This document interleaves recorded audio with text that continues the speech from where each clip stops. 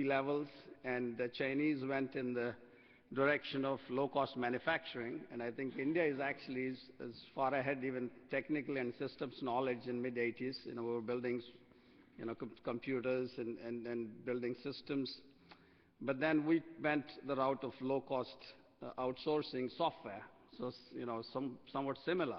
They were doing manufacturing, we were doing software, primarily working for the West. And since then, Chinese have used that low-cost manufacturing and used two waves, which are telecom and mobile, and created at least half a dozen large corporations, multi-billion-dollar companies such as Huawei, ZTE, Spectrum. And we continued the same outsourcing. I'm proud of the work that we have done. But I think, what we are missing, sir, is really, big names, product companies out of India. Today we're proud of, again, companies such as Flipkart and a bunch of other things. Again, they're services. What we're doing is service. I think if you see that India is a country that's going to have the largest labor force, I don't think we can afford to just do services. We need to build products. And what China has done, obviously, those product companies did not happen just with external capital. I don't think it happened with just policy, but it also required significant investment from the government. And for example, the industry that I'm involved with is semiconductors, which is, China has taken a very strong view and said, we need to build a lot of the semiconductors that we're consuming. And today, they have dedicated tens of billions of dollars. They're saying, go and buy any U.S. company. I don't think, U.S. government is sort of not allowing that. But I think my view is India should be doing similar efforts to try and improve some of our product capability. We have the talent, but we need to do more than just saying, please come invest here. And I think the waves of mobile and telecom have passed, but new waves are coming. I think IoT is the next big wave. I think computing, again, that's going to last for 20 years. And we should not miss this wave to create, I think, big multi-billion-dollar companies out of India. Thank you. Thank you. I now request Mr. Adil Adi, CEO, WorldLink, to make his presentation. Yes. Thank you very much, Honorable President, Srimati Omita Paul. It's so great to be amongst all our Silicon Valley peers and the government of India. It's indeed an honor, and thank you all very much. I completely share the sentiments of what our leader, Mr. Venkatesh Shukla, had said in the beginning and in the initial speech. So I share my thoughts with you and completely in sync with your thoughts. My 2 cents in this is, India is on the cusp of a big revolution, on a good revolution, on a revolution which is startup revolution. So this is for the first time I'm seeing that there is great chances, big hopes, and something happening within the country. And there's a tremendous potential.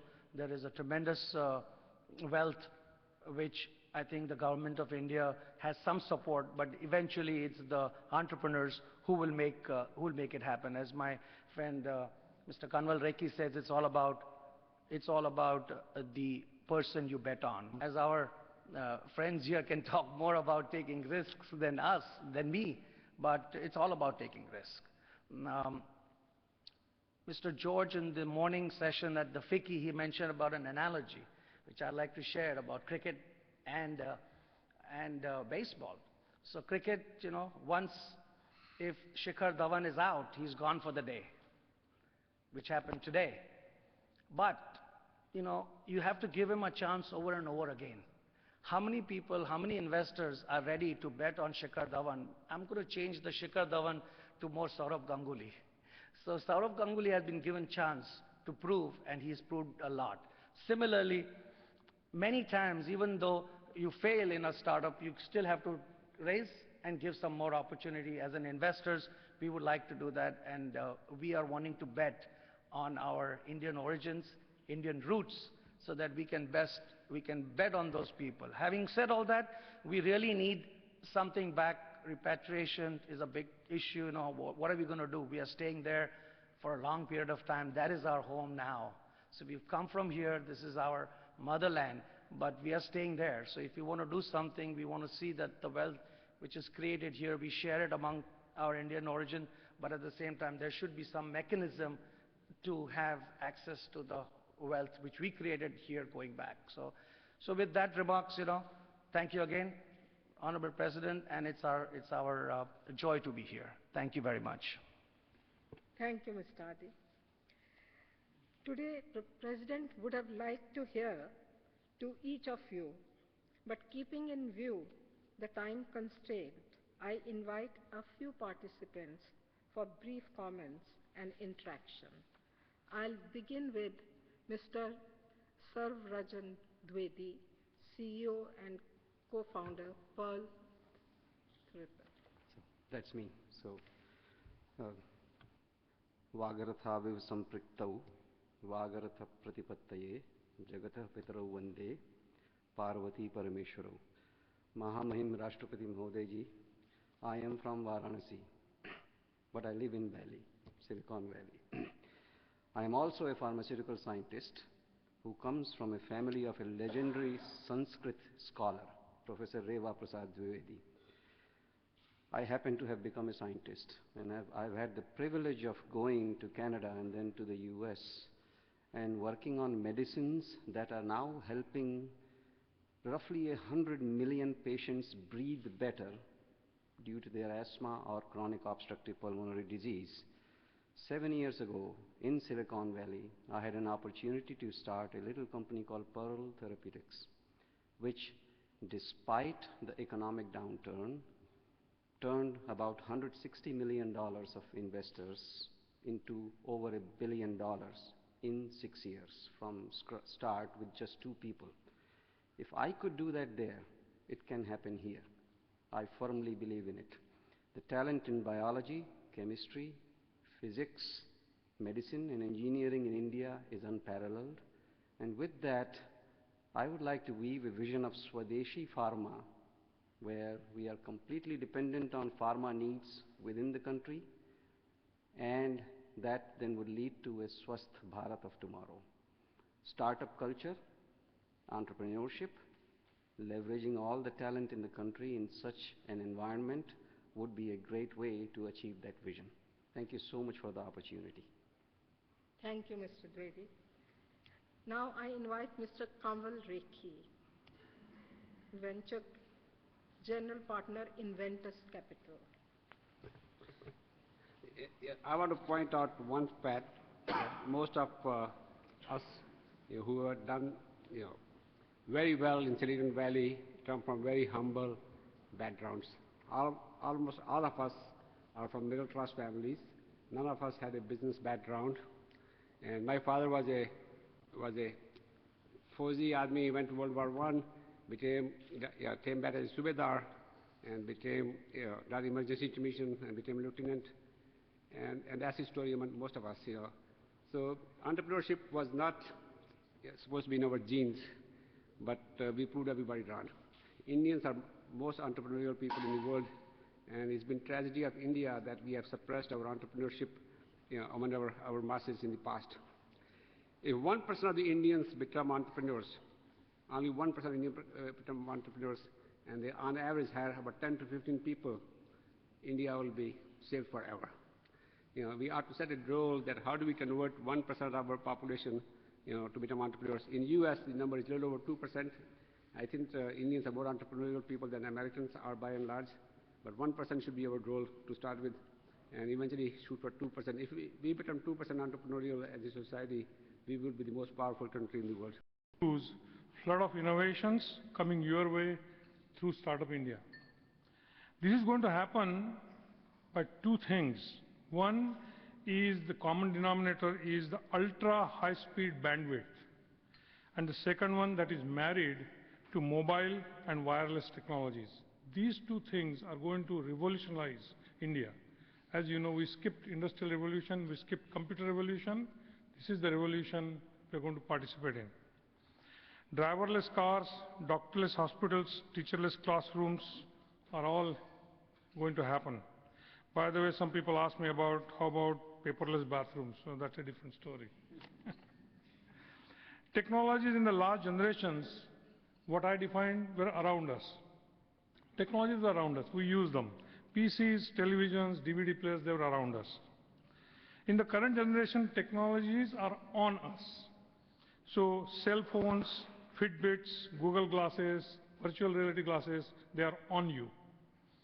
In the next generation, in nanotechnology will be in you. Diagnostic video pills, miniature robotics to remove plaque in heart, repair internal organs, enhancing your memory modules, to name a few. Telemedicine, telesurgery, teleeducation will be a routine feature where there is medicine, education, e-commerce, consumer-facing appliances will have broadband and mobility built in. India has recognized the value of investing in broadband. There is a group here from Silicon Valley, but India is missing silicon. India has no investment in the microelectronics. And that is going to be the second arm that is very, very going to be extremely crucial for the success of India in the long run. These technology innovations can also backfire as quickly as they can help in advancements if they go in the wrong hands. Speaking of nanotechnology, I personally have funded a very successful startup using this nanotechnology which can monitor heavy metal pollutants in the water that can be used in the Namami Gange project, for example. So my colleague here is going to do Swasth Bharat. I'm trying to help Swachh Bharat. If there is any way that we can help participate and drive, you wish to use our help, we are only one email away. Thank you very much. Thank you, Mr. Bhalerao. Mr. K.B. Chandrasekhar, Jam Cracker.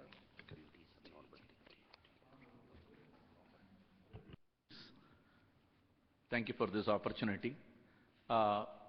Beyond starting this company, my background is I did my entire education in India and worked till I was 30 in India.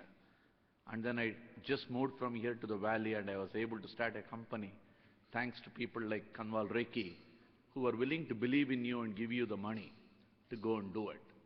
What the difference was that you were not constrained by so many environmental parameters. So that enabled me to, in fact, I was appointed as the chairman for the SEBI committee for reforming venture capital in 1999. And we submitted the report, and within a very short time, when Mankad was the finance secretary and Yashwant Sinha was the finance minister, we were able to implement 60 to 70%. But the 30% that involved the 1956 law, we couldn't break it that quickly. And that continuously leads to delays in starting the companies and killing the companies. Because the typical traditional world, in the venture capital world, you'll find only about 10% of the companies that are going to make it big. 60%, 30% will have some kind of a life, the remaining 60% will die. If we don't let them die quickly, it's a drag on the whole system and venture capitalists will run away. And it took 10 years before the implementation of all the things we did started beginning to have a snowball effect in getting more capital into the country. So the bottom line is, we have all the talent. It's the same skill set that is applicable anywhere in the world. Silicon Valley is no different. It's only a mindset. It's the same set of people. If we can create that similar set of environment here, the job creation will soar to greater heights. I have taken companies public here. I have sold public companies here. I have invested in over 24 startups here. Entrepreneurs are fantastic.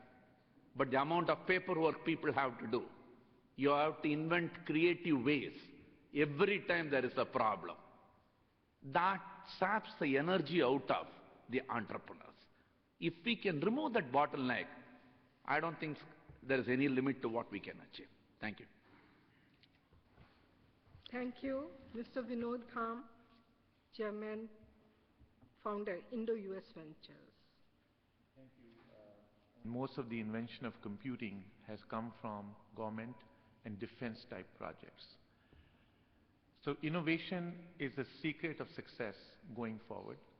And the reason why we are talking about it today, in my opinion, and not 10 years ago, 15 years ago, 20 years ago, 30 years ago here in India is because this invention called silicon that took place in 1950s, over 50 years, has exponentially increased in its performance, reduced in its cost and size to a point it's become ubiquitous.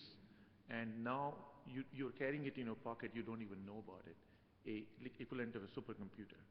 This has enabled what we are talking about startups today and app technology and things of that nature. So I believe that it's very crucial for India at this stage for it to be counted in 21st century, to adopt innovation as its theme, as the secret of its success. And opportunities are fantastic because India is already a very tech-savvy country with enormous number of IT engineers and software-savvy engineers and a tremendous credibility in the world in terms of its technology prowess. So I'm very proud and delighted to be here present for this startup event that's taking place tomorrow and want to be available to Government of India in any capacity that they want me to with no strings attached to help it move forward. Thank you. Thank you, Mr. Bhavan. Mr. Nimish Mehta, CEO, Lumen Data. Thank you, Honorable President.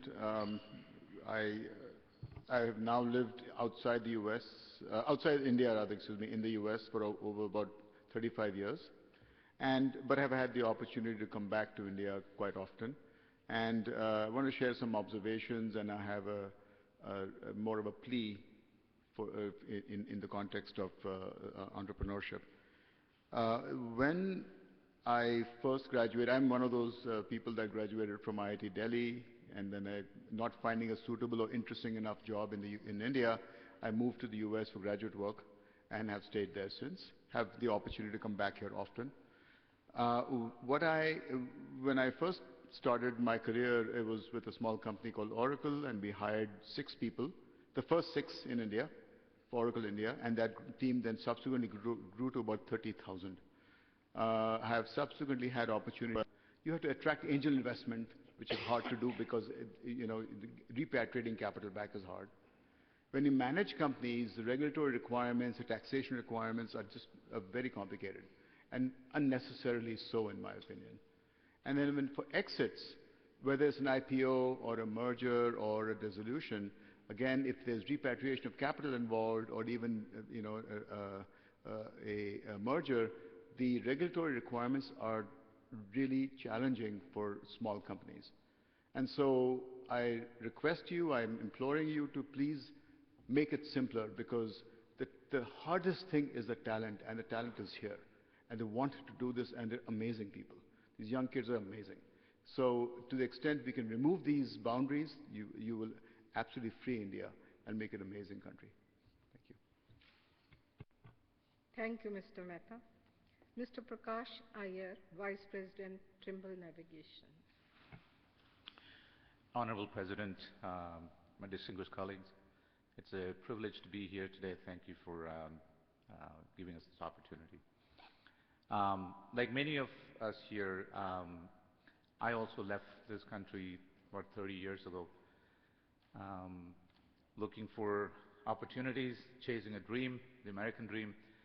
I've gone through my own journey through entrepreneurship, helping small startups, getting some of them into an exit mode.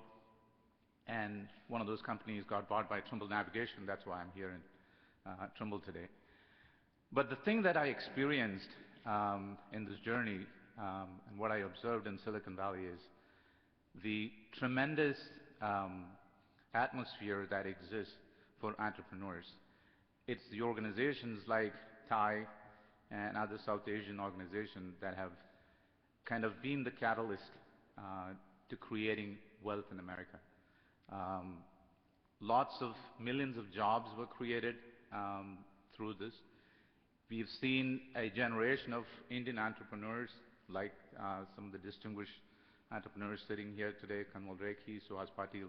They have created another generation of entrepreneurs in the Silicon Valley. That's the same kind of thing that should happen here. And I'm sure, as everybody here expressed, there is tremendous talent in India. And the startups thing doesn't have to be only in computers or software. It can be in any field. But what it requires is an atmosphere